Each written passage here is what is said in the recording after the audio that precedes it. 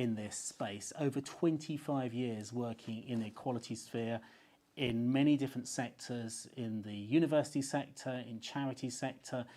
You've done fascinating work researching hate crime. You did that at the University of Leicester and so on. And indeed, as a disabled female leader yourself, you've faced many challenges over the years, and you're passionate about ensuring the voice of lived experience informs all equality, diversity and inclusion work. And I think I can say you've made a huge difference since you've been with us at the Wildlife Trust. But I really want to kick off, Miriam, by let's just do some basics now. Why is it, important that a leading wildlife charity should be really focused and doing a lot of work on equality, diversity and inclusion? I mean, it's kind of worth saying that in the few days in the run-up to tonight, and we were promoting it on social media, we did get some pushback, I'm sorry to say. We had some people saying, why are you doing this? Why are you talking about this topic? You should just be focusing on wildlife. Now, that's not what we think, but why would you explain? How would you answer to those people? Why is it important that we should be looking at this topic? Well, I think it's really important because if we're going to make a change, if we're going to defend nature, if we're going to address climate change, we need absolutely everybody on board, regardless of your background, your culture, your identity. We need everybody to start taking action for nature. But also, various reports have been highlighting different difficulties and barriers for people from an ethnic minority background to getting into the sector. It's not that they don't want to be there, it's that there are a lot of barriers in place. And really, anybody should be able to do the career they want to do and pursue it without worrying about hate or racism or anything like that as well. And also, really interestingly, research shows that if you get a really diverse group of people and you give them a problem, they'll find a solution much faster than a group that were very similar. So when we are, as an environment sector, trying to tackle some of the really big problems, we want to be as diverse as possible because it gives us the best chance of finding the best solutions. I think particularly when, the issues we're working on, our sort of core purpose, our reason for being now as the Wildlife Trust, which is to help tackle the climate and nature emergency. Mm-hmm. Why on earth, when that's such a big enough problem in its own right, why would we not want everyone to feel that they can play their full part in helping tackle it? Yeah, completely. It is. What's your kind of feeling that sometimes we still get kind of these questions, sadly, that people, will sometimes say, oh no, you should just focus, almost like focus on the knitting, focus on just wildlife and Latin names and things like that. What's your kind of emotional response to that? I find that quite sad, but in some aspects understandable. And actually, Flavia and I were talking about this earlier, and what we're quite good at doing is focusing very much on the nature and the wildlife side and forgetting the people side. And actually, we can't do what we want to do without people. So I know that there are some people who perhaps don't see that and that side of it. So I think that's why we need events like tonight, and we need to keep talking about the fact that we're only going to make change and we're only going to be able to protect nature with people. So that's kind of like the real focus. Okay, right. Thank you very much. Okay.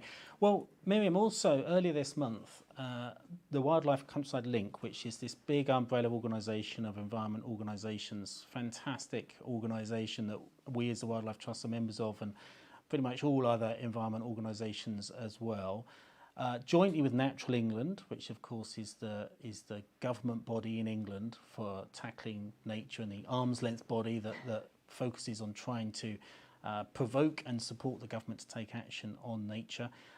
Those two organisations, Wildlife Countryside Link and Natural England, together published a very important report called Changing the World from Within, that was looking at this issue about ethnic diversity in the environment sector. Can you give us a bit of a summary as to what the headlines of that report were? Yeah, absolutely. So it's worth saying that obviously you've mentioned the policy exchange document in 2017. And since then, there were quite a lot of other reports and research that's been published, which have again highlighted the lack of ethnic diversity and also picked out some of the barriers. This report is a little bit different, and I'll explain why in a minute, but there were just a few headlines that I wanted to get across.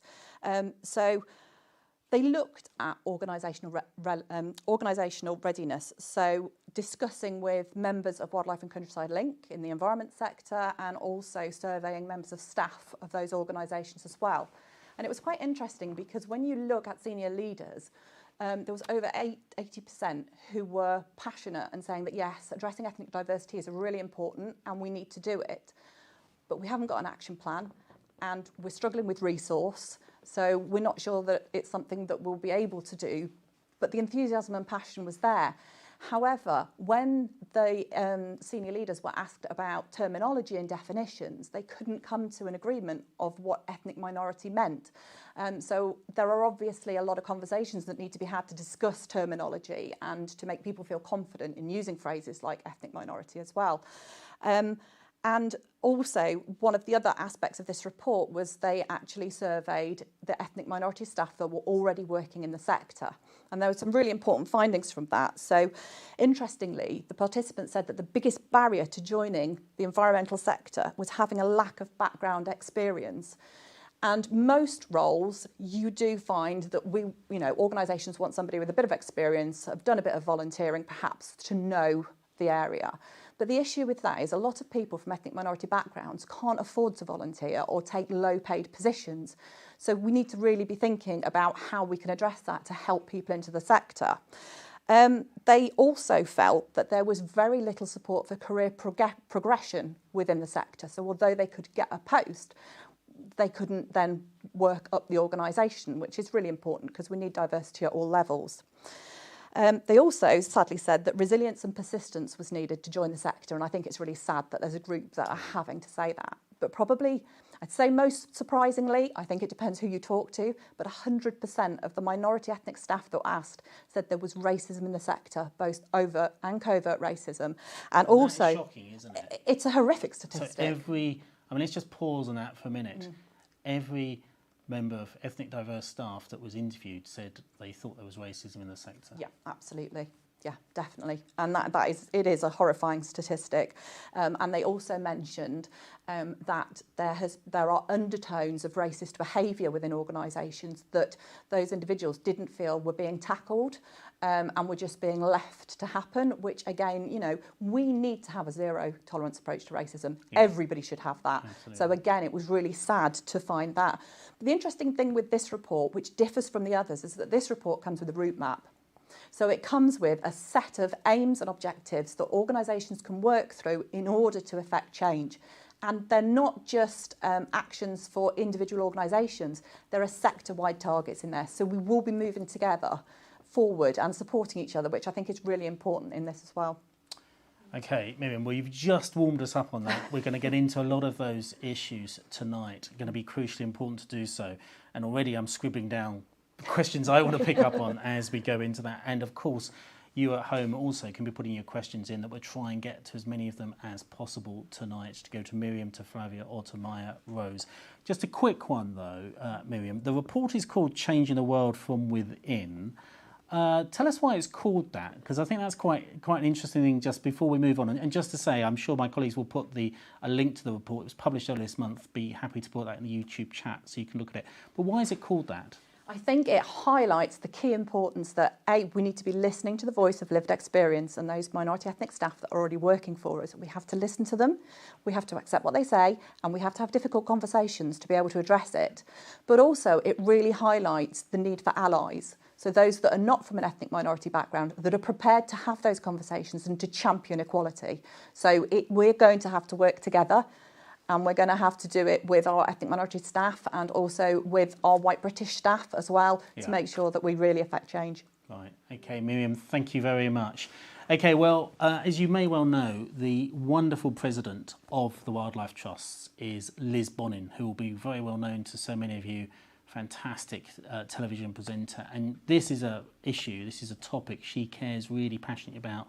She would have loved to have been here tonight and be part of this discussion, but unfortunately, because of her filming schedule, was not able to be.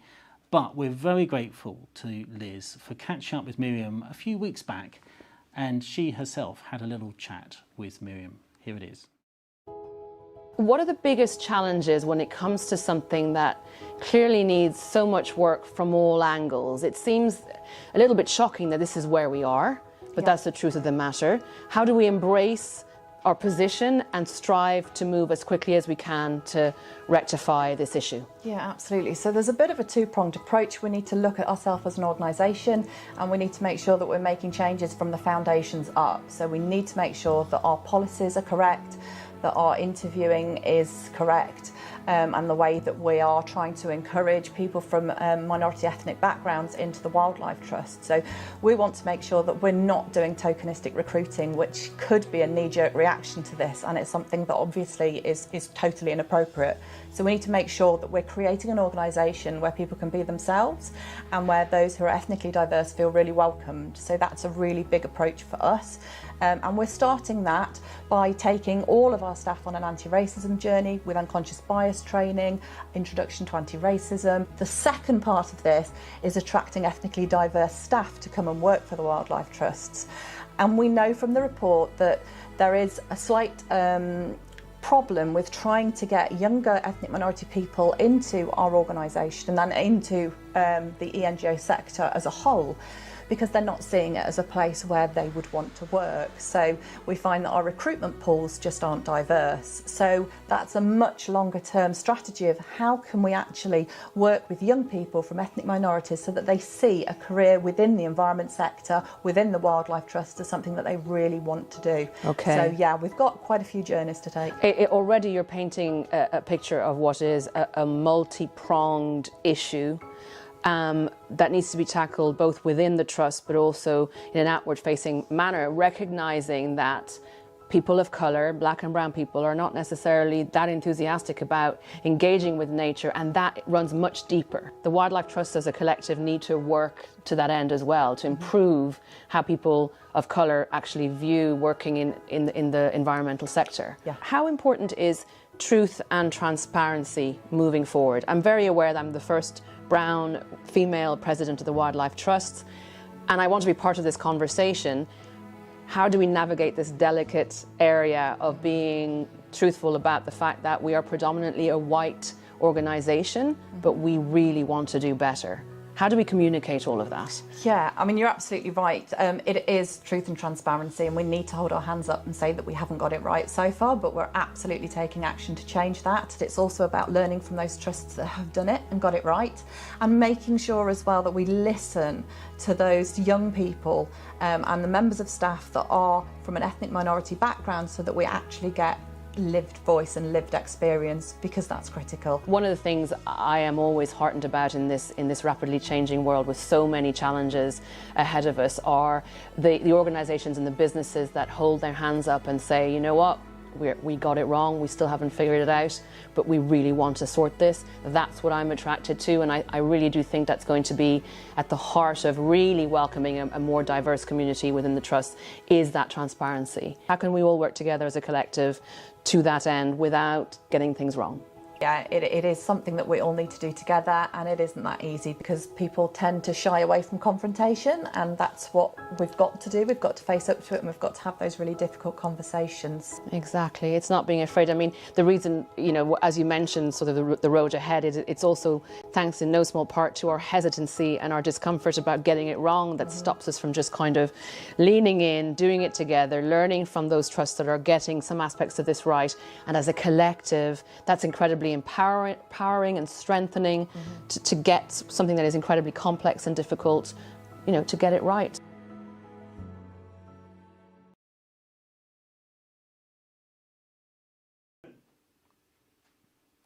To get it right, as Liz was saying there, great conversation.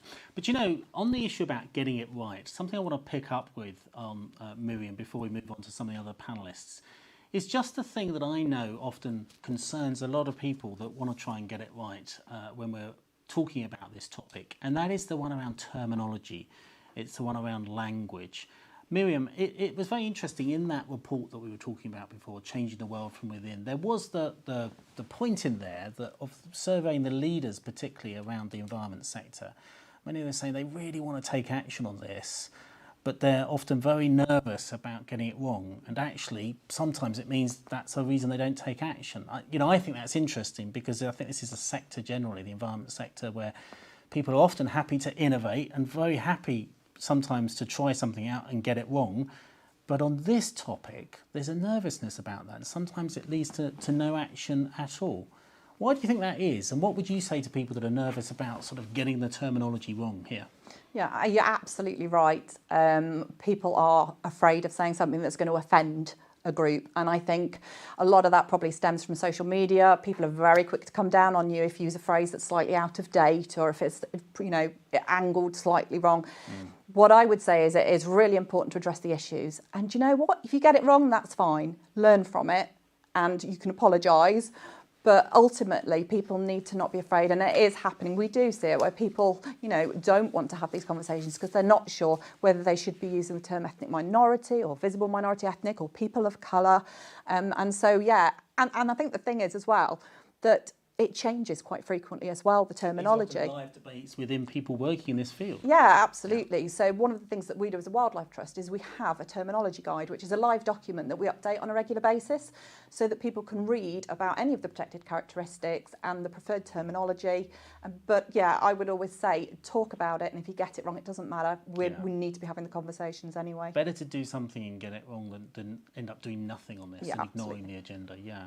Okay. And then we can learn as we go along. Absolutely. All right, Miriam, thank you very much. I want to introduce us now to our next panellist, who's Flavia Ojok.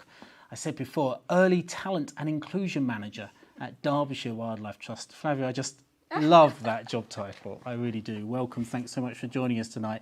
You've got an amazing story to tell. Before you at the Wildlife Trust, you were also one of the founders of Empower My Voice Limited, an organisation with a mission to ensure those within marginalised communities feel valued, seen and heard by providing space for them to explore their identity. I think before we get into questions, I'm going to let our president, Liz Bonin, again, she caught up with Flavia not long ago when she was visiting Derbyshire, and they had a little chat in the park as well.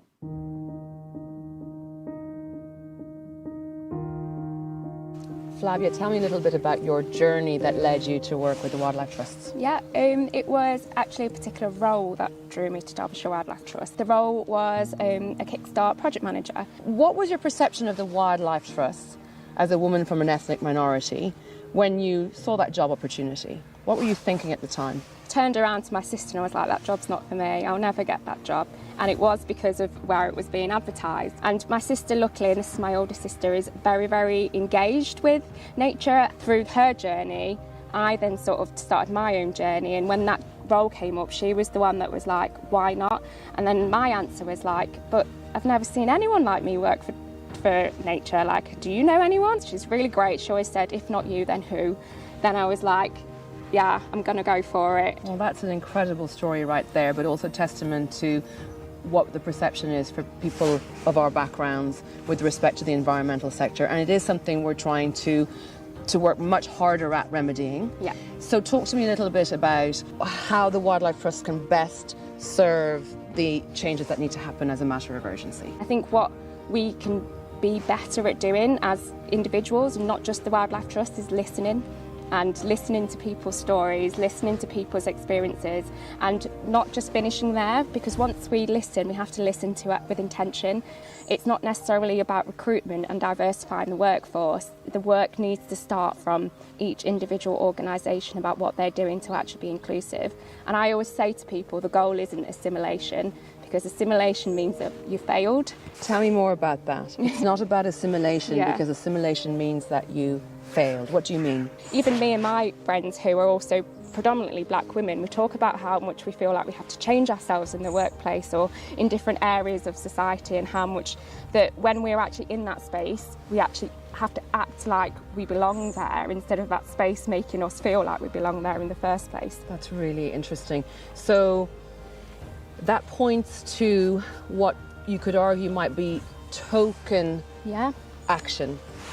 Recruit more people from ethnic minorities, train them up, job done. Yeah. What's the problem with that?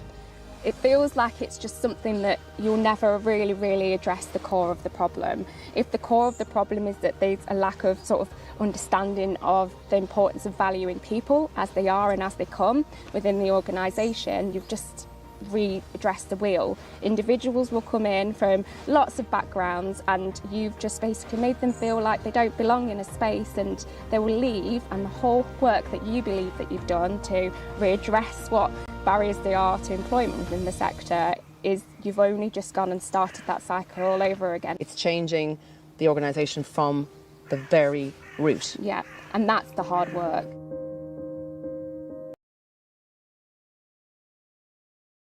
So that was Liz Bonin talking out. So Liz Bonin, our president, of course, of the Wildlife Trust, talking to Flavia just a few weeks ago. Flavia, fascinating conversation there. And something I just want to pick up on. I mean, you said there that you think recruiting people from minority backgrounds isn't in itself the solution, and yet that's obviously been such a big focus in environment organisations the last few years. How can we make sure we're recruiting more people from ethnically diverse backgrounds? You're not saying that's not important, but what you're clearly saying that isn't the solution. Just fill us in a bit more on that. You can expand a little bit. I suppose the reason why I think that way and why I said it is because when you are inflicted, so for example, the report did mention, and Miriam mentioned, that there's a lot of overt racism within the sector, and if you've ever experienced racism, it leaves a scar. It's traumatic, it's trauma, and what we're actually accepting is that we are okay to keep it that way, inflict that level of trauma, and our answer is that we're bringing more people into it without addressing that core root and making sure that it's an organisation and it's a place that people actually thrive, they're recognised, they're celebrated. That is what we really should focus on more, and through doing that, we're actually doing something greater, and that is protecting people who are very much historically marginalised, coming into a sector that is just essentially not ready to actually do the work that is needed. Perhaps there's been a bit too much of thinking, get people in the door, and then hurrah, we've done it. You sense there's been a bit too much of that. A little bit too much, and I think the more, and as I was saying also earlier, as someone from an ethnic minority background, you know when you're a tick box in an organisation. Right. You know when you're actually there to make sure that they can wave a flag saying, look at this, we've got the numbers in and that's fine. And you can easily tell the difference when you're having a conversation with either a manager or like someone from the senior leadership team, knowing that, okay, I'm actually here as a number instead of as a person. Right. So see the whole person, empower people to really have their whole self at work and to be able to really be themselves and absolutely part of it and shape the organisation. 100%. And I think if we don't start doing that work, and I know a lot of organisations have started doing that work, then this idea of actually recruitment and diversifying the sector with and increasing our ethnic diversity is that it won't be as effective, because then you get people who come in, you then inflict that trauma, they leave. What happens to them as an individual? And then on top of that, your brand, your representation gets associated with racism, and that's it. Yeah. So Miriam and I were just talking before about the Changing the World from Within report published by Wildlife and Countryside Link and Natural England just a few weeks ago. You've looked at that report. What was your feeling when reading it? What stood out for you when reading that report? Unfortunately, a lot of it wasn't too surprising to me. I think the biggest glaring thing is, I know we touched on it earlier, is that people can't find a definition of what ethnic diversity is. And my response to that is, without that definition, yes, how are we going to move it forward? But that definition needs to also come within each individual organisation, because you need to find your reason why. Your reason why won't come from external factors. It comes from the actual need inside that organisation. If you attribute it to other things, your journey won't be sustainable, your journey will look ineffective, and it will look tokenistic. And on top of that as well, Miriam mentioned the reports around overt racism. And my biggest concern with that is that the fact it was overt. A lot of similar reports within different sectors do pick up racism. It does exist, it's societal, but not many of them pick up that it's overt. Yeah. And I think that's a telling story. Because, it's pretty shocking, isn't it? Yeah, because I think saying that it's overt means that we've generally okayed and protected individuals being discriminatory, being comfortable being racist, and disempowering individuals within organisations. And we've okayed that, and we've allowed that to happen. And what we've actually done is we've supported them actually potentially thrive within that organisation with no retribution. Absolutely. This is something that has to change much faster than it has been. Tell us, Flavia, a little bit more about the traineeship and the inclusion work you're doing at Derbyshire Wildlife Trust. I think we've started off with a host of things. So the approach that we've taken is just that, inclusion. So it's actually about listening to the staff, listening to our trustees, listening to our volunteers, our members. What is it that we are doing wrong? What is it that we're doing right? What is it that you want us to implement? And it's led to a range of initiatives that we've started implementing. So we're now a living wage accredited employer, real living wage accredited employer.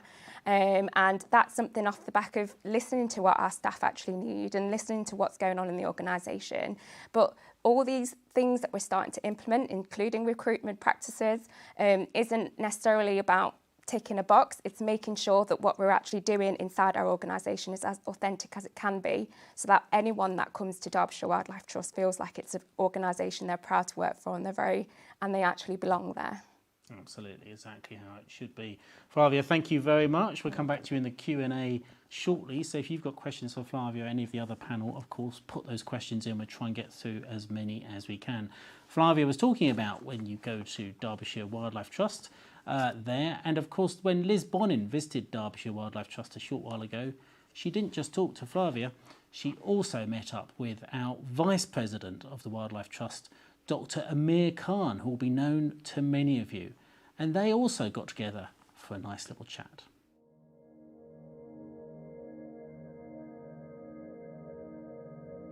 Here we are, a vice president and a president of a conservation organisation, both from minority backgrounds. Potentially we're guilty of just welcoming the sort of a ticking of a box when we have much more to bring to the table. Yes. And how can organisations help to nurture that so that we truly become a community that is rightly diverse, not just sort of like visibly diverse? Yes, I think we've got to be really frank. You know, I'm a South Asian fella, you're a mixed race lady, but in a way we do fit in ways that other people from minority backgrounds don't. If I brought my mum here, she wouldn't be dressed like this. She'd be in a full Pakistani shalwar kameez, and perhaps not here right now in Derby, where it's a very diverse population. But if I took her on the North York moors dressed like that, which is very close to where we live, she'd stand out like a sore thumb and we'd get looks. But that shouldn't happen. You know, I talk about the health benefits a lot and the conservation side of things.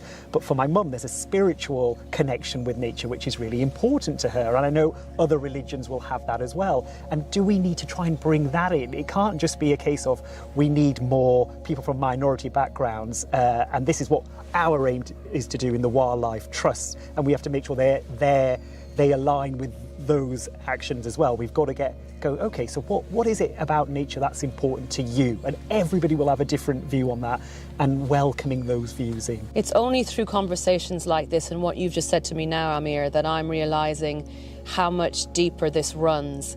These are deeply ingrained generational issues that need to be challenged before we really and truly tackle racism from the bottom up. I can relate to a lot of this structural racism from a minority man's point of view, but you've got the added layer of being a female as well. What is that like, being a brown female in the environmental sector? Because again, I don't see many people like you. I'm the type of person who's always sort of kept the head down and just gotten on with things, and I've been very independent from an early age, and just almost for a big part of my life never was really aware that I was brown and I was a woman. It's only recently that I've really taken stock of all the challenges I've perhaps even been blind to, ignorant of, or sort of overcome without realising that I had to. I forget that I've been unusual to so many people. The fact that I wear outdoor clothes and I'm out there in nature is not the norm. It's a predominantly white sector, both in the media and in sort of the charity, conservation organisation areas of it. So I'm going to be really brutally honest about this as well. I am also from a minority background, but in a privileged position that my parents could afford to give me a good education in a private school in Ireland with all majority white girls. And so I sometimes feel uncomfortable about engaging in the conversation where I feel I'm a bit guilty about having had some things afforded to me that not all people from my minority background have been afforded.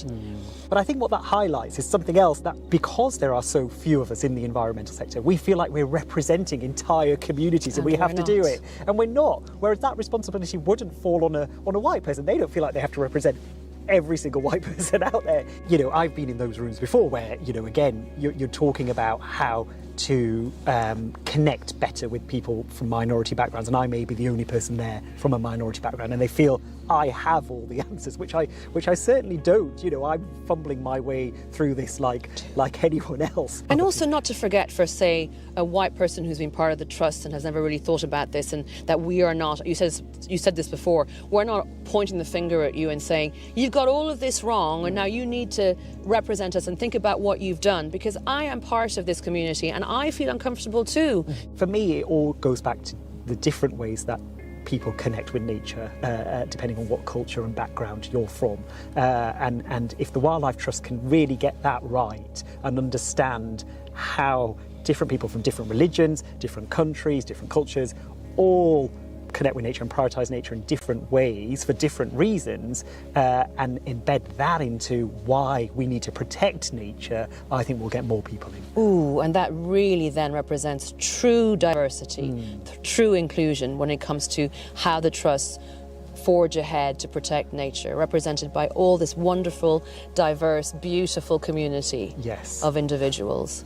And cultures and beliefs. Yeah, it's a lot of work. It's a lot of work, but I mean, I think that's really, really exciting.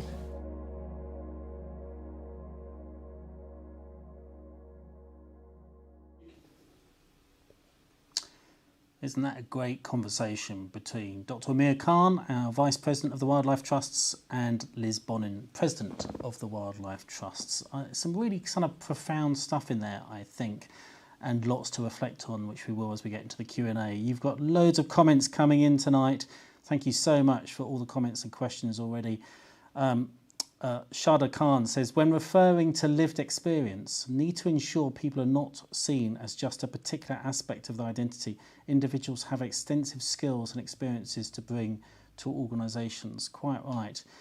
Jan Kubis has said class dimensions with representation too. Environment sector is predominantly a middle class sector. I think that's right. We're focusing on ethnic diversity tonight, but I think that's an absolutely fair point that needs exploring more, Jan, absolutely. And Gemini Waterhouse says accessibility for disabled people also needs work in the environment and agricultural sectors. Absolutely, Gemini. These are all very important points. Lots and lots of questions and comments coming in tonight. Thank you for that, and keep them doing so. We're going to go on to our next guest now, who will be known to many of you, and delighted you could join us tonight. It's Dr. Mya-Rose Craig, Ambassador for the Wildlife Trusts and founder of Black to Nature. I think Dr. Mya-Rose has been absolutely prolific on this topic over the last few years, and really been a leader within the wider environment movement on pushing, challenging everyone to move forward on this incredibly important topic. She's also written 2 books, which actually just kind of annoys me. I've been meaning to write a book all my life, and she's already written 2, which is a little bit frustrating. BirdGirl, a young environmentalist looks to the skies in search of a better future, and a brilliant book, We Have a Dream, meet 30 young Indigenous people and people of colour protecting the planet. Absolutely fantastic books, well worth looking into. Mya-Rose, thank you so much for joining us tonight. Tell us first of all a little bit about your organisation, Black to Nature. Yeah, Black to Nature was my charity that I started when I was 13 actually, and it came from almost a very childish sense of loving nature and loving being out in nature, and also not being white and wanting other kids to be able to love nature as well. And that's kind of where it started. And it sort of, as I was digging into this issue, more and more things came up until I came to the conclusion, even though I didn't have the language at the time, that this was a systemic issue, and something was preventing Black and Asian people from going out and engaging with nature. And as someone who's always loved birds and going out and going to nature reserves, that made me really sad. And what was your experience? What was your lived experience, to use that phrase, that caused you to reflect this is an issue?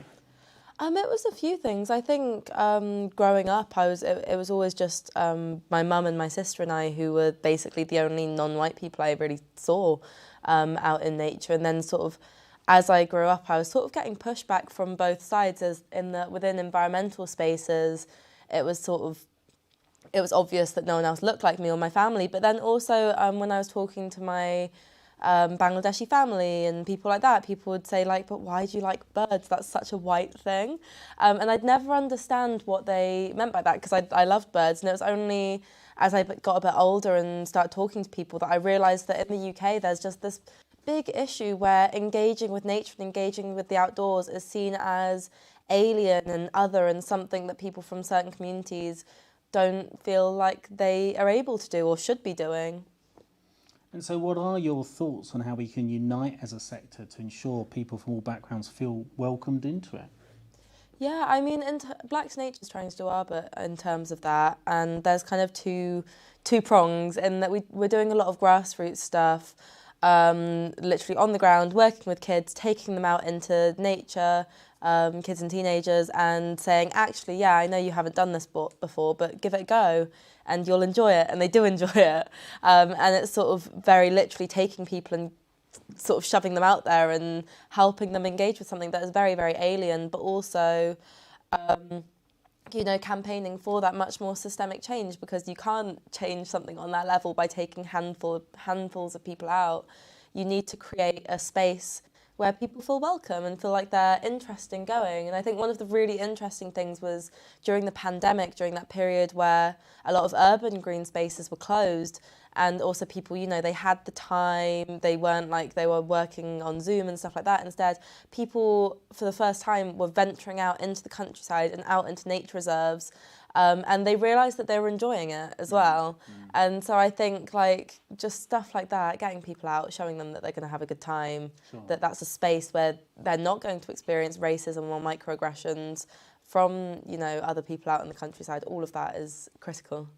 What's your sense as to what's the sort of root causes of this? I mean, you know, it's pretty unquestionable really from the evidence available from a series of reports now that the environment sector has been, you know, pretty bad on this historically compared to many other sectors. What's your sense as the root cause of that? Why is that? Because it in many ways it's kind of counterintuitive. You know, it's a sector that's trying to be quite progressive, is trying to push for change and so on. What do you think is going on there? What has gone on there historically? Yeah, I think it's a few different things. I'm glad also that someone mentioned class in the comments as well, because I feel like it partially ties into this thing that in the UK, nature and the countryside is something that has historically been reserved for white middle or upper class people who have, like, you know, enough leisure time to enjoy going on walks on the weekend. So I think there's a lot of that going on, and those are the people who historically have ended up in the sector as well. And you know, unless there is a specific effort, people often end up hiring people who are like them. That's a thing that's, you know, been shown through studies. Yeah. I think also on the flip side of things, we kind of forget that it's not a sector where you have to love nature. Is a sector where people are doing jobs. And so one of the phenomena I've noticed is even if it's, say, an IT job or something like that, in the description it will say must be passionate about nature. And it's like, but do you need to be passionate about nature in order to do the tech for a company? And so I think also it's sort of building the structure where people are constantly trying to climb up into other positions rather than allowing people who are experts into positions where they can sit, amongst obviously various other things. A lot of people don't even know that the sector exists, that these jobs exist. A lot of parents wouldn't be happy letting their kid into the sector because they don't understand it well enough to know that it's, you know, going to be decent income or a steady job or something like that. You know, there's lots of different things going on, and so I think awareness is one of the key things, really. And actually one of the questions I got on Twitter before tonight was, what do we mean by the environment sector anyway? Which is a perfectly fair question. I think tonight we're using it to talk about organisations that are working to try and address the climate and nature emergency.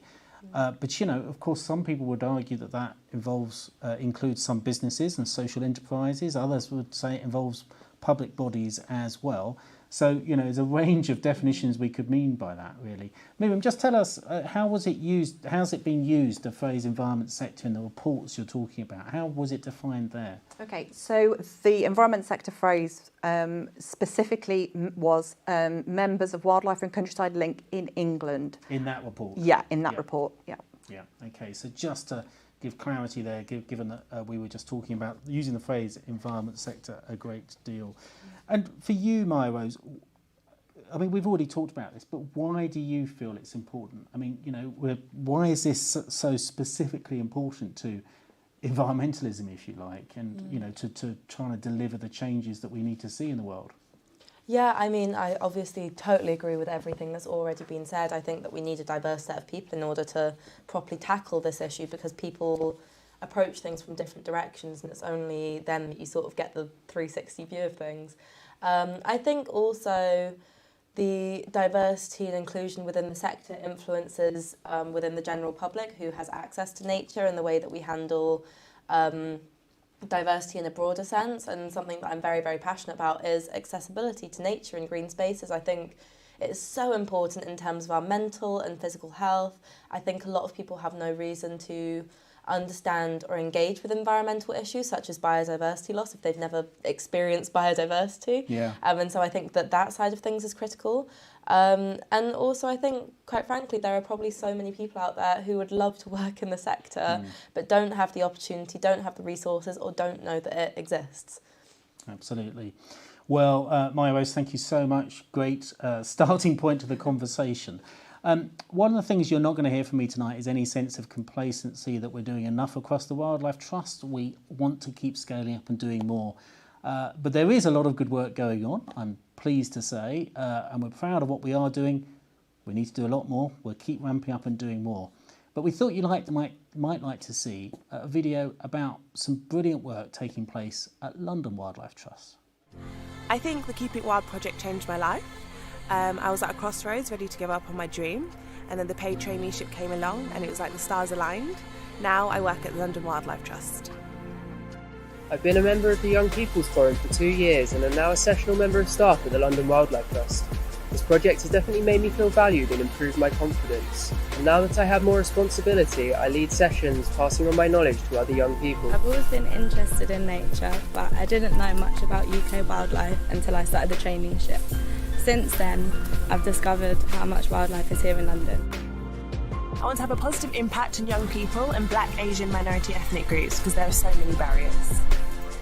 Visiting the different nature reserves has opened up new parts of London for me. Before I felt like they weren't really my place, but now I've been given the confidence to feel like they're a space for me too.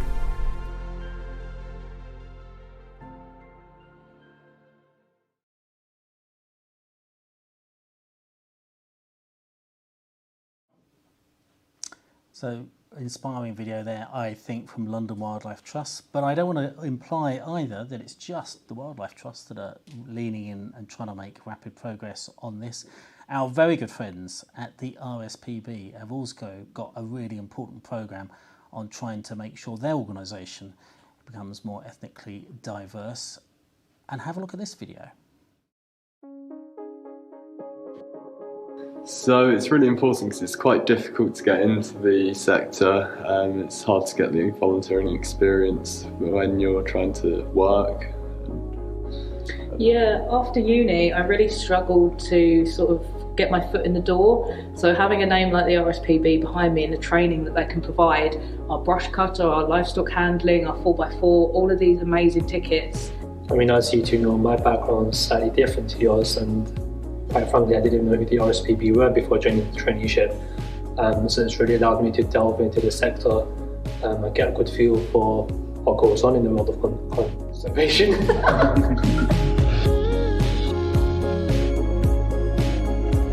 I think it's really important to get other people's perspective on issues. It's a very well-known fact that conservation has always had a certain look and a certain feel about it, but the world is moving forward, and voices like ours and voices like the other trainees of the Wildlife Trust are so important if we're actually going to make a difference in conservation. Yeah, I mean, it's quite a well-known fact at this point that it's not the most diverse sector, only second to farming in the whole country. Not a great stat, doesn't look well. And yeah, it just sort of holds back work and progress, really. So Ryan, what made you want to join the RSPB? What made me want to join the RSPB? What made me want to join the RSPB, guys?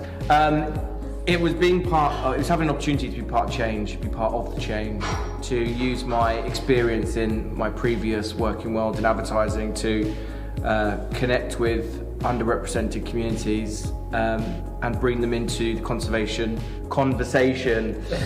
And because we know that ultimately it's going to take all of us to save nature, that no one can be left out, and the faster we engage with everybody and make everybody feel like they have a place in nature, the sooner that we can look to actually fix some of the systemic issues that we've put in place and the damage that we've done, mainly Miriam.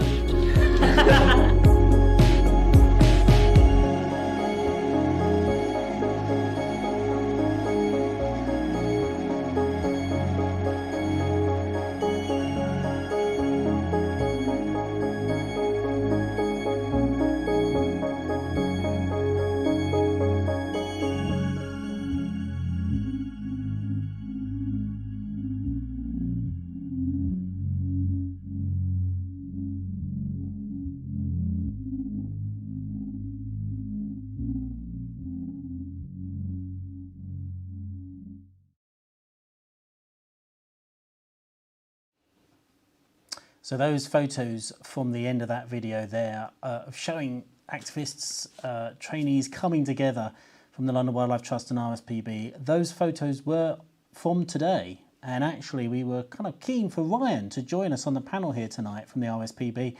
Unfortunately he wasn't able to because he was doing that today as well. But otherwise we would have had Ryan from the RSPB joining us as well. So great to see that video and that joint work between London Wildlife Trust and RSPB on this incredibly important issue.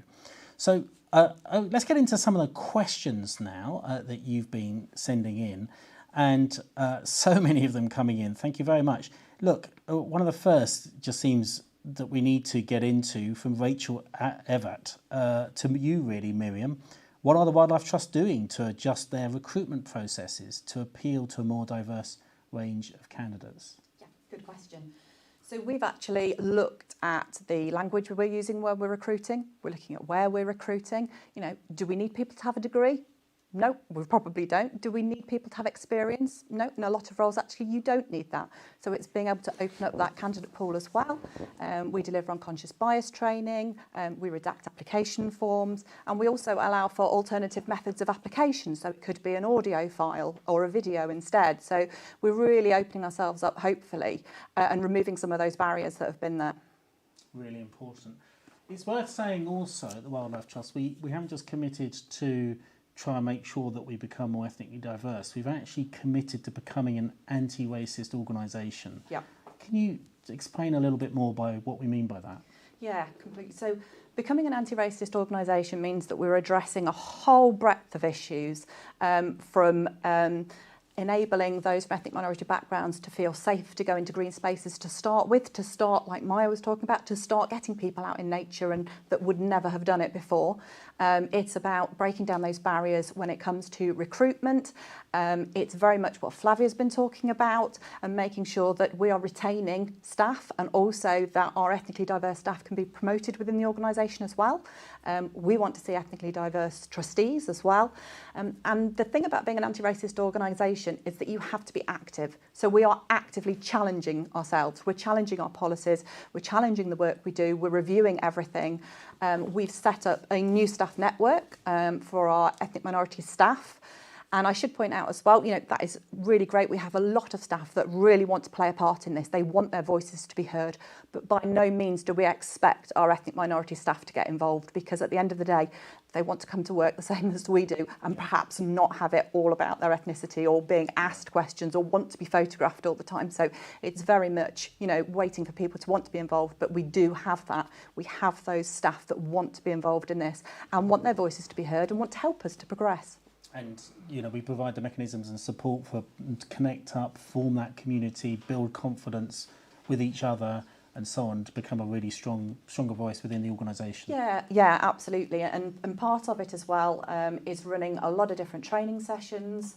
And one of the important training sessions really to become an anti-racist organisation is challenging when you hear racist language, when you hear something that might just be discarded as banter or a bit of a joke. Actually, if it's racist, We need a zero tolerance approach to that. So it's empowering people not only within the offices, but also empowering all people to challenge. Exactly. And this is our allies as well. So our staff that are out there on reserves, so that if they overhear something, they can challenge it and they're confident to challenge it. So, you know, like I've said, this is a journey. This is not a project. There will never be an end date. There are no quick wins. We're talking long term here, but we are actively going to be addressing it. And Flavia, this really talks to the point you raised in your video about how, you know, all too often it can sometimes feel the focus of organisations is to get people from an ethnic minority background through the door and then job done. But actually what we're saying here is no, actually it's really important for the organisation to be anti-racist.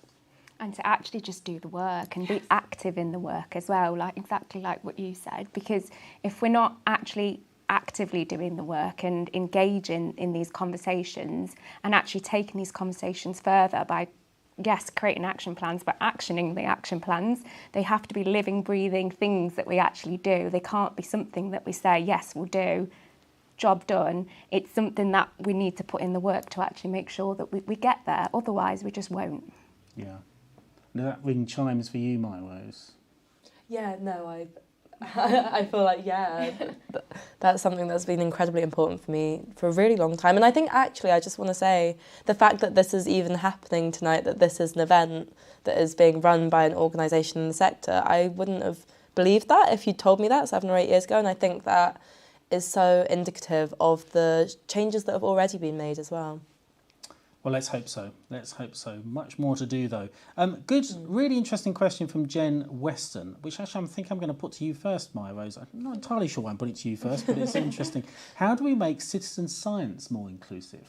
Citizen science, I think, is a really important way of empowering people to be part of the solution about how we tackle the climate and nature emergency, giving people the tools to actually be able to get involved rather than just signing a petition or so on. But, you know, behind that question is perhaps an assumption that perhaps citizen science is not always as inclusive as it could be. Well, any thoughts on that? Yeah, I mean, I guess the nature of citizen science is that people select themselves to be involved in it. And so if there isn't a previous interest or engagement with that issue, that's obviously going to continue into that.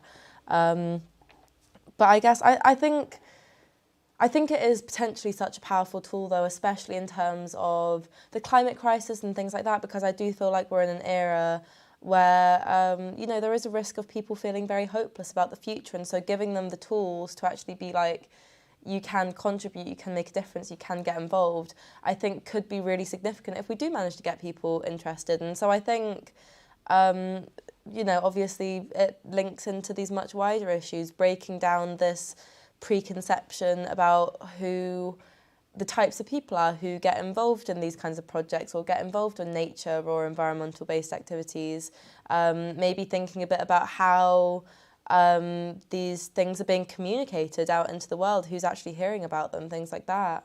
And I guess just making it easier for people to get involved. But I do think it's obviously there will be an issue, as there is with everything, but I do think it's one of those things that would be so easy to engage more people with. Yeah, and just to add to that, I actually think we need to consider who's designing these programmes for people to engage with. Like, are people actually going and having conversations with communities and saying, like, we want you engaged, and actually listening and designing from that side? Because all too often we start designing from our worldview without considering anyone else's worldview, which sometimes people do because they need to get a start in something. But once you've started something and you've noticed that there's a little bit of a gap there, or you've actually not addressed the issue, that is a glaring problem in itself. And then you have to actually go and approach individuals, communities, and actually have those conversations. Because I don't know if anyone's familiar with the term like decolonising the curriculum. That's a big conversation going on there. It's academia and how we've designed educational programmes is actually already rooted, as we've already established, this is systematic. So if we're actually taking that approach to citizen science, are we doing it the right way? Absolutely. Well, we've got some amazing comments coming in. Jan has said, I like Flavia's comments about the reputational costs of toxic behaviour. such as racism and many other negative behaviours to institutions. Very true. Emily Fox has said black and people of colour are interested in wildlife and the environment. It's about appreciating that everyone doesn't enjoy and experience nature in the same way. I think that's a very good comment. This is exactly what Amir Khan was talking about in that brilliant video with Liz Bonin about, you know, some people might tune in and get obsessed about the Latin names. Others might want to tune in and feel the spirituality of nature, and actually important for an organisation like the Wildlife Trust to be open to all those different ways in which people connect with nature, Miriam. Yeah, absolutely. And one of the key things that we're doing at the moment, we're running a Next Door Nature project, which has made us actually revisit how we expect people to engage with nature. Because I think historically there was probably the concept, the thought that, you know, to experience nature, you need to come out and visit one of our reserves and you need to walk around it the way that we've told you to walk around it and engage with our interpretation where we've put it. And actually Next Door Nature is very much about engaging with local communities and exploring green spaces where you are, finding that nature that's on your doorstep and not expecting people to travel to reserves, but to really understand, as has just been said, how different people want to experience nature, what they want to get out of it, and really listening and learning from that. Absolutely. Many other kind of questions coming in. We had one from Sarah Ward, said, how can charitable organisations across the environment sector best coordinate their strategic efforts on equality, diversity and inclusion to consistently move forward on this? I mean, we saw today the joint work between London Wildlife Trust and RSPB, but maybe Miriam, tell us a little bit more about how we have to date, but how much more you think we could be doing perhaps. Yeah, so we do get together on quite a regular basis, those that work in the sort of EDI aspect of roles. Also really aware that a lot of organisations still don't have a specific EDI personal team, especially smaller organisations. That EDI role is quite often added to somebody's position in HR, and it's an additional extra. So we do have networks within the charity sector, also within the ENGO sector, where we get together and we discuss how we can move forwards and coordinate our activities. And one of the key things that comes out of this is none of us want to repeat work that's already being done. We want to share best practice and move together forwards, because those of us that do have the resources, like we do for a specific EDI team, we can provide a lot more support and input to those organisations that perhaps don't have the resources. Absolutely. Chantal Lindsay has asked the question, how is the Wildlife Trust working to increase ethnic diversity in higher positions within trusts, such as senior managers, directors, chief execs and trustees, and not just on the ground staff? Yeah, absolutely, and this is key. We need diversity right through every level. So we've actually looked at how we're recruiting our trustees, where we're recruiting from, and we specifically welcome applications from those who are from an ethnic minority, and we will also use the tie-break clause, which is a legal bit that allows us, if we have two people that apply for a position and they are judged to be of equal, if one of them is from an ethnic minority and we have that underrepresented, then we can use the tie-break clause to offer that position to that person. So yeah, we are working to move it forwards. There's also something which is probably going to be news to you, Craig. We're engaging with some anti-racism specialists who are going to come in and work with senior management to really deliver that information, that training that you need, and perhaps do a little bit of mentoring as well. Good. So you're not going to be let off. That's how I find out about these things on Wildlife. It's great, isn't it? That's fantastic, Miriam. Very, very good. What's really, Flavia, Mya-Rose, for both of you, you know, what's your sense of that, looking at organisations perhaps from the outside and so on? I mean, do you see, well, Flavia, you're inside, as it were, of course, now, but do you sense that change is starting to happen, or, you know, still very frustrated at the pace of progress, or? I think my answer is yes to both. I kind of forget sometimes, it feels like I've been doing this for actually quite a long time, and so, you know, a lot has changed in the last 6 or 7 years, but also it's been 6 or 7 years. For example, I think I mentioned that there's been this massive shift in terms of attitude within the sector. I think, to be honest, a lot of that has to do with the fact that a lot of the old CEOs retired and a new generation of people came in who were engaging with these issues, and so it's things like that going on.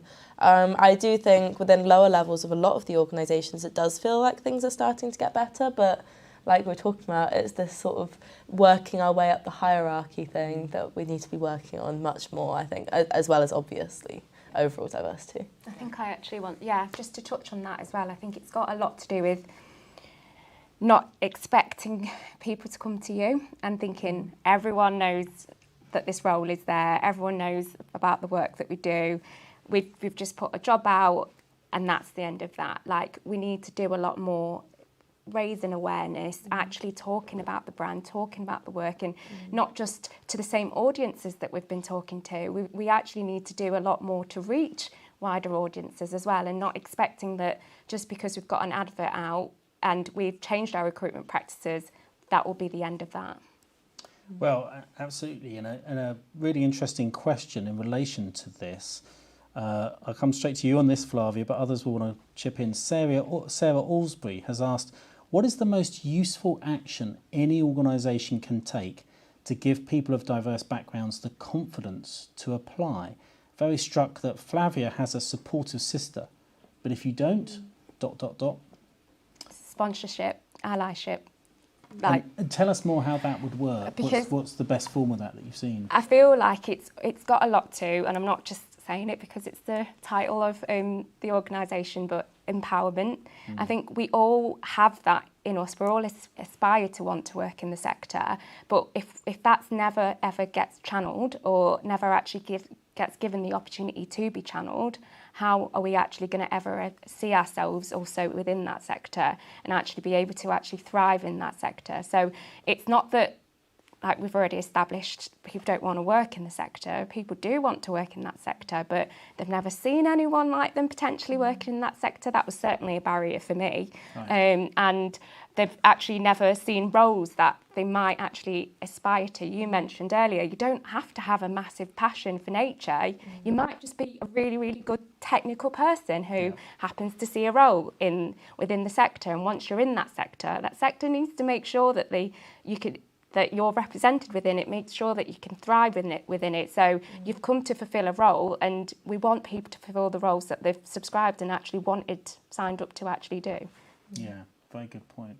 Mya-Rose, your sense of that, what can we do to give people the confidence to apply? Yeah, I obviously agree with all of that massively. I think also, active outreach programs and things like that, working with kids from a young age, to, like you said, sort of highlight the fact that there are jobs and roles within these spaces, actually giving kids the skills as well to be able to enter the sector, because I think especially if kids are coming from more deprived backgrounds, they just won't have the skill set, have the qualifications needed maybe on a CV to get the attention of an employer or anything like that, but they still desperately want to. And so I think working with secondary schools and things like that would make a massive difference, especially maybe in more urban areas where kids can't by themselves access the countryside or reserves. And Miriam, what's your sense of this? How do we build that confidence for people to go for it? You've worked in a number of sectors on this topic. Yeah. A lot of it is just like Maya's just said, really. It's about education. It's about engaging people at a young age and allowing them to see that this is an option for them, and empowering them really to make them confident in that area. Supporting as well where needed. Some people need a bit more support to be able to get somewhere. That doesn't mean we shouldn't do it because we've got somebody that could walk straight into it. Actually, we need to really cultivate those. But very definitely engaging with young people and trying to bring them along. Right, absolutely. And talking about bringing people along, question from Tim Birch. How do we bring our supporters along with us on this journey? Miriam?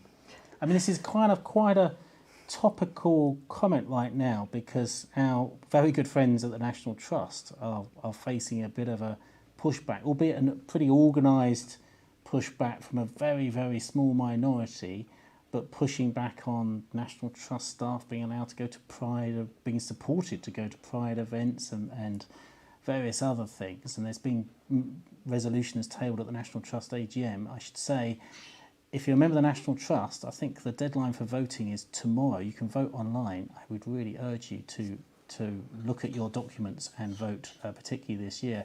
But, sometimes there is, very sadly, a bit of a pushback on on charities actually trying to move on this agenda. So what's the, not always necessary from supporters, but sometimes from certain interests, and but sometimes from a very small minority of supporters. What's the best way, do you think, to bring supporters along on the journey?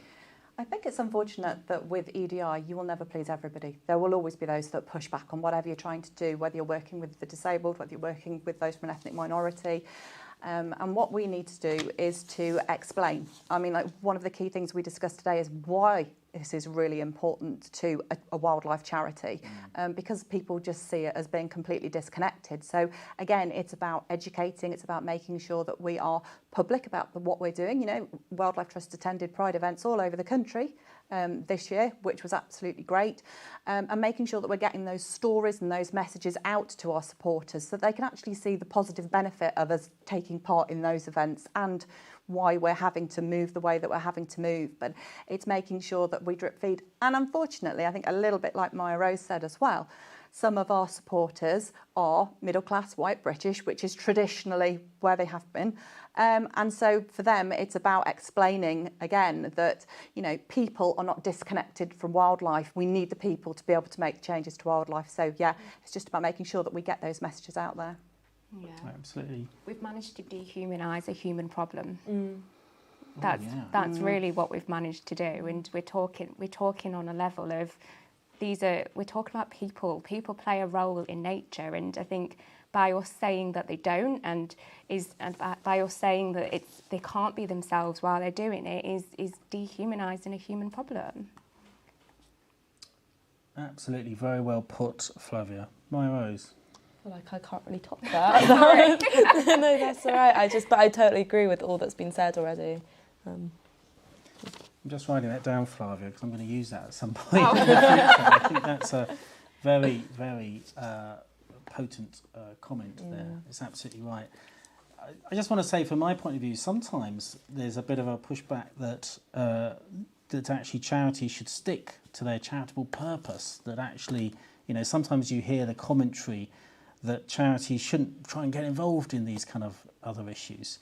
But I have to say, from my point of view, I think this is fundamental to delivering on our charitable purpose. You know, the charitable purpose of the Wildlife Trusts is essentially to try and tackle the climate and nature emergency. And why on earth would we want to do that, not involving and empowering everyone to get involved in that mission? Why would we only choose a certain section of society to be involved in that? We want everyone to feel that they can bring their whole selves to helping deliver on that mission. So maybe to flip it round, I would suggest, is that if the Wildlife Trust and other charities weren't working hard to make sure that we're more ethnically diverse, I think then we'd be failing in our charitable purpose. So on that, I'm going to ask another question, which is a bit of a dangerous one for me to ask, really, but I'm in the mood.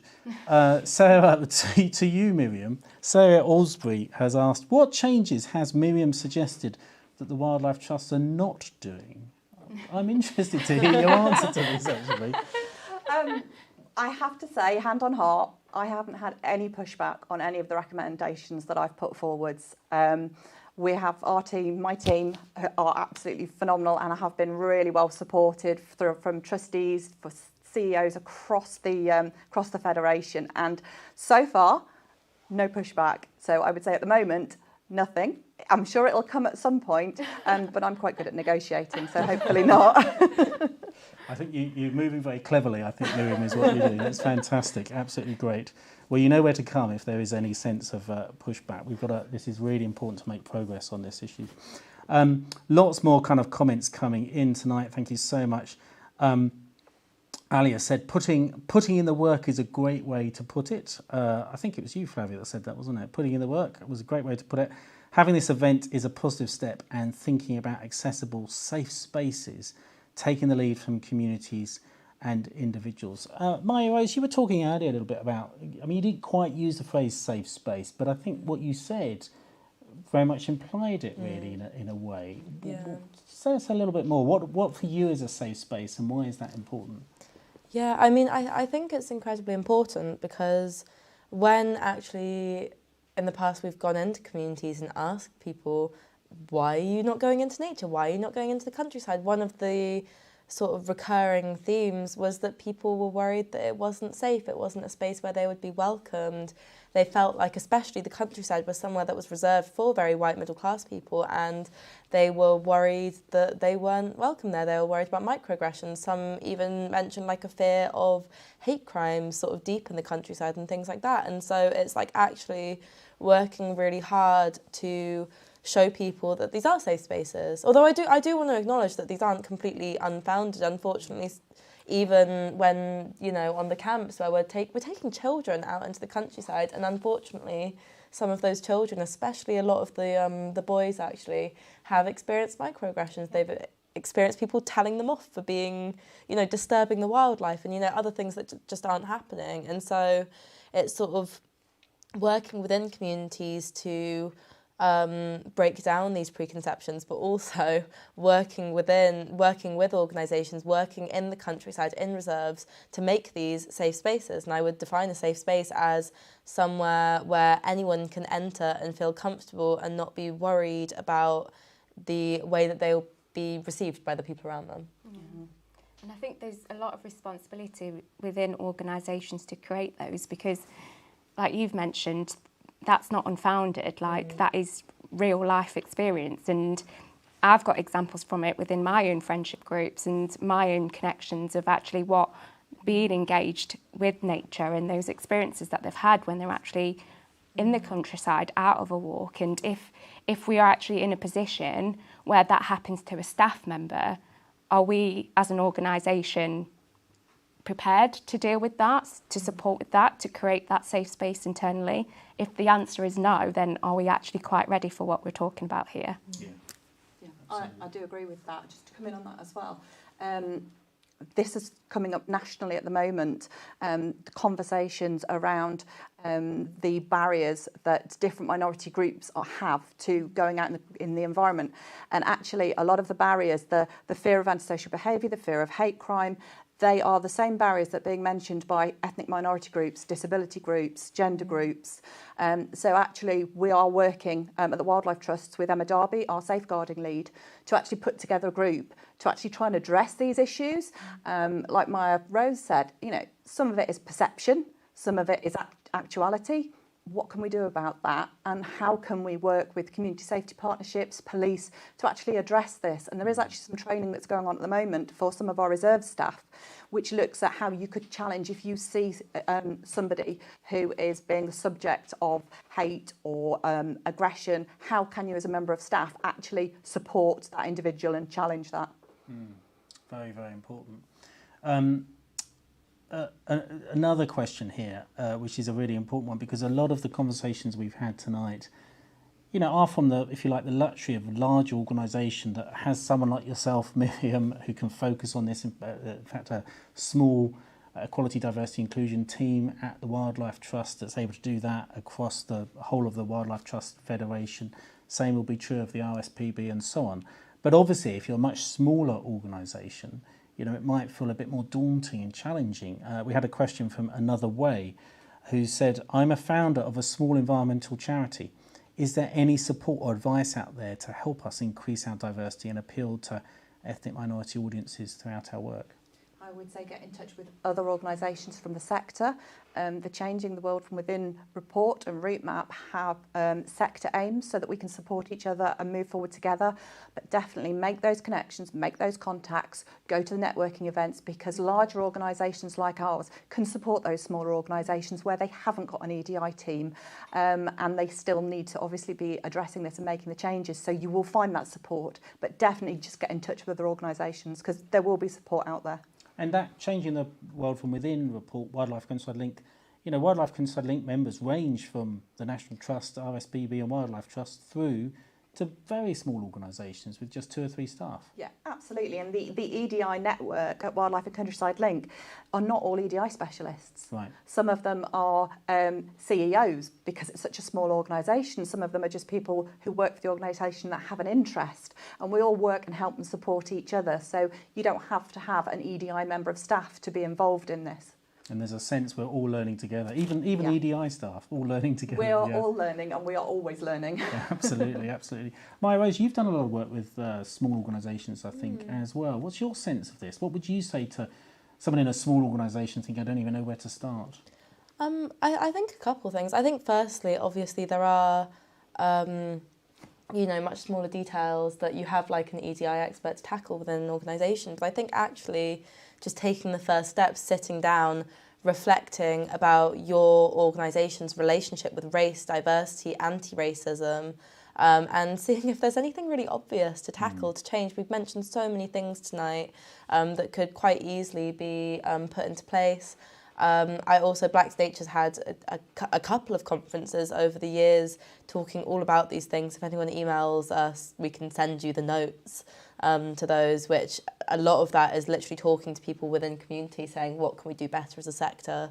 But I think, obviously there are lots of little things that are not my area of expertise that we're constantly trying to fix. But I feel like a lot of it, in some ways, especially these days, is fairly self-explanatory as well. And so I think just really reflecting and obviously then putting it into place makes a big difference. Takes us back to your comment, Flavia, about do the work, as it were. What would you say? Where do people start? If you're saying to someone, do the work, what would you say are some of the most important first steps involved in doing the work? I suppose, like you've mentioned, it is that reflection. And I always say that it starts from your why. It's what we say quite a lot with Empower My Voice. Like, what is your why as an organisation? That is where you start. Because if you're saying that your why is to become more diverse, is that truly your why? Is your why really about actually making sure that when people actually are entering your organisation or are in your organisation, they feel supported? But that might not be. Your why might actually be that you want to make more money, and that might be your why. Stay true to it and let that be your driver, because as long as you're doing that work, knowing why you're doing that work, it will target it a lot more. Very interesting, absolutely. I'm going to come to a question here, which is just one that is a bit of an issue for me, I'll just declare. So this is why I'm asking it. Rob Stoneman has asked, are bird hides part of the problem on our nature reserves? Often the preserve of white males, not that inclusive. So I've asked this question because I think there's an issue here. I've long found actually bird hides, actually, even for me as a quite large white male, sometimes quite intimidating places, actually. If you don't know the Latin name of every kind of bird out there, can be quite, and I've used to sort of try and go to a bird hide, take my kids to them, you open the door, and normally the kind of welcome you get is people turning around and tutting and getting cross with you. That often can happen. Miriam, lots of wildlife trusts doing work around this, actually. I've seen some brilliant bird hides at Herefordshire Wildlife Trust earlier this year, that bird hides that actually just don't have a back. Yes. And originally were made to enable people with mobility issues to sort of get into them, but actually they're finding they're just much more welcoming for everyone. Yeah, they're much less intimidating if it's an open space. And I was actually talking to a member of our staff the other day who's a female birder, and she says whenever she goes into a bird hide, the males that are in there start pointing out, oh, have you seen this? Have you seen that? She's been a birder for years. Yes, she has, but because she's female, they just assume that she perhaps needs a bit of help or doesn't quite know. And actually this did come up with an organisation called Access Rating that are doing some disability audits for us at the moment, that they were feeling that, in some of the bird hides, you go in and you feel really conspicuous if you're disabled, that you're not quite sure where you're supposed to go. Is there a space for you to get to? And there is tutting and judging going on. So yeah, some of our new bird hides are absolutely brilliant. They are fully accessible. They're open spaces so that it's not as daunting to go in. Yeah, and some of them are kind of walls, but with walls or a wicker fence with holes in them, and maybe a bit of a shelter on them. But as you say, just look a lot more kind of welcoming and so on. Can I just say, isn't it amazing that you think that you're dealing with one demographic and then you actually are supporting thousands of people, because we're all not one thing. I am not just black, I am a black woman, and I'm a black woman with an invisible disability. Like, that's real to me. And by just stripping away the back of a hide, you've just all of a sudden appealed to thousands, and you thought you were addressing one issue. Yeah. And that is how we start this journey, and that's how that defines inclusion to me. If you make, in other words, if you make something more inclusive with one demographic in mind, actually make it more inclusive for everyone. Yeah, absolutely, hugely important. Any thoughts on that? Since you are known as BirdGirl, I should ask you, Mya-Rose. Any thoughts? Are you going to suddenly launch a massive defence of bird hides?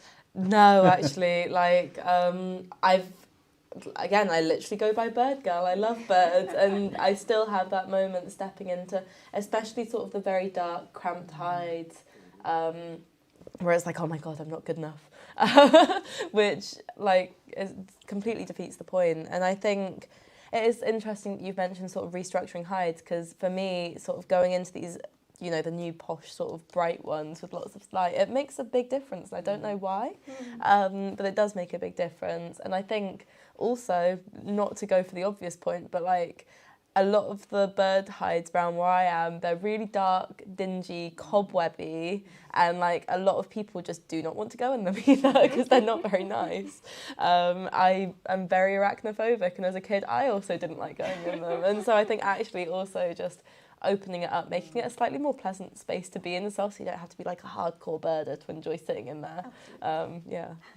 Yeah, absolutely. And you know, I've heard people say that sometimes just the sense that everyone's got to wear the latest waterproof or have the most expensive binoculars sometimes can put people off as well.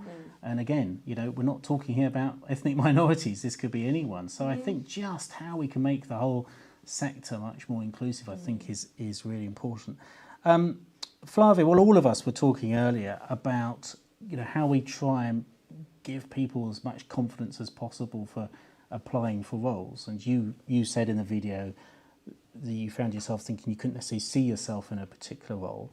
And that, I think, points to a really important question here, because the response to that sometimes of organisations can be, you know what I'm going to say here, is like, well, we've got to show photos.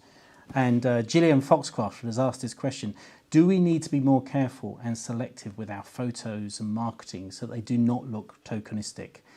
For example, do they need to be more personal, targeted, rather than generic images we sometimes see? What's your sense on this? Yes. And say a bit more. Absolutely, because again, you know when it's tokenistic. Like, you do know that when you've been planted, or like you've been approached for a photo because you are the only minority in the room, like, and it just doesn't ring true. And I feel like what kind of makes the difference is when you see something really quite genuine and someone enjoying themselves that looks like you, and that's actually really engaging whatever activity or whatever project, whatever it might be, because that's then real. That's then you can see yourself in that. You can't see yourself in a stock image. Absolutely. Miriam, this is something that you've worked on a lot in the past. Yeah, absolutely. I think, unfortunately, there is a catch-22. So if you're not a diverse organisation, you don't have those diverse images. You tend to rely on stock photos, which do look very staged and tokenistic. So it is important, where possible, to use images that have been taken on your site of visitors or events that have happened, so that it's a real genuine image and a real representation of what the organisation is like. Also, off the back of that, we need to not go, oh, we need to attract loads more ethnically diverse people, so all our images need to be of people from ethnic minority backgrounds, because that's just going too far the other way, and we don't want to misrepresent ourselves either. So it is a difficult one, but yeah, definitely using our own images is always a good one. Absolutely. Final kind of question that we've got time for this evening from people watching. Angela Caradog has asked, I think, a very important question: how can we ensure the safety of black activists? You know, I think this is a very real, live issue at the moment, where we're seeing quite a lot of pushback in places around protests, not least pushback from government around right to protest and so on.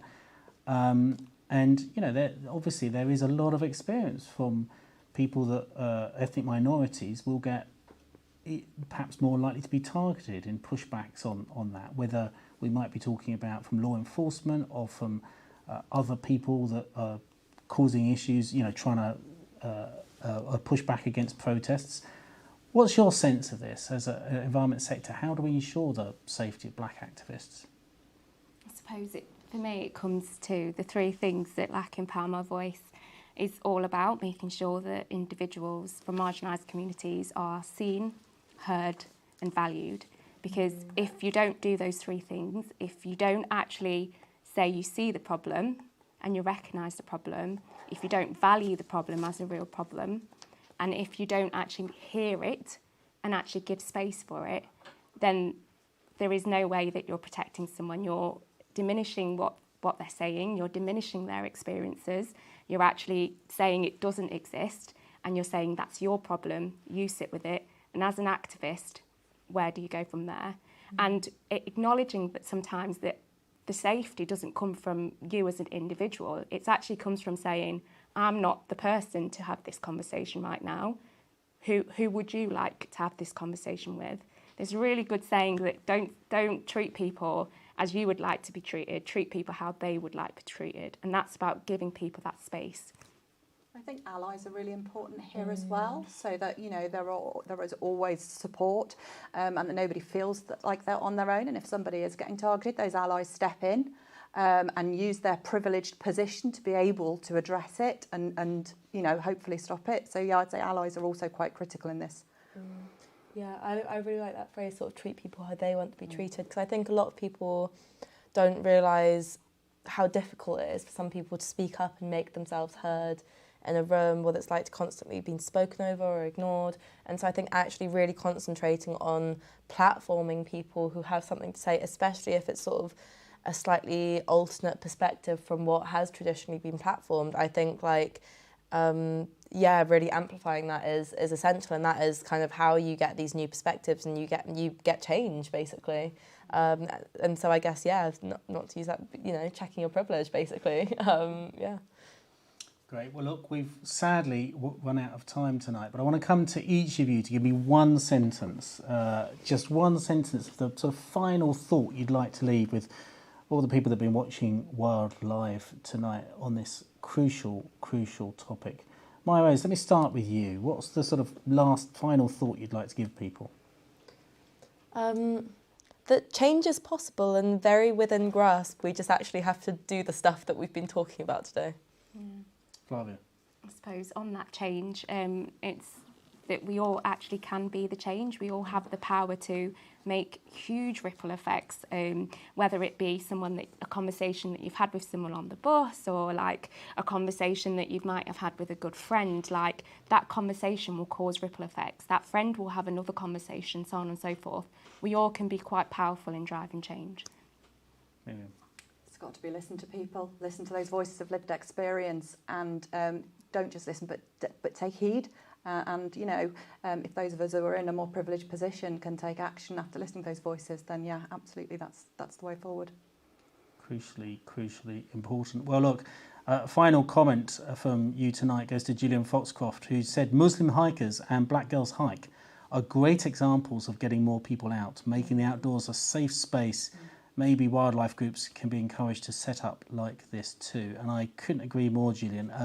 If you don't follow Muslim Hikers and Black Girls Hike, and actually there's several other groups like that on social media, please do. You know, I remember Christmas Day last year glancing briefly at social media, and I saw that Muslim Hikers were choosing Christmas Day as a day to go out, you know, hundreds of them, I think, going for a big walk in the Lake District. And I thought, what a brilliant way for Muslims to spend Christmas Day and to really show that they're doing that on social media. And I think it is empowering, and I think it's useful for all of us to kind of see people taking action on this and feeling that actually there's just so much that can be done, and actually in a way that celebrates nature and connects everyone together in this mission to tackle the climate and nature emergency.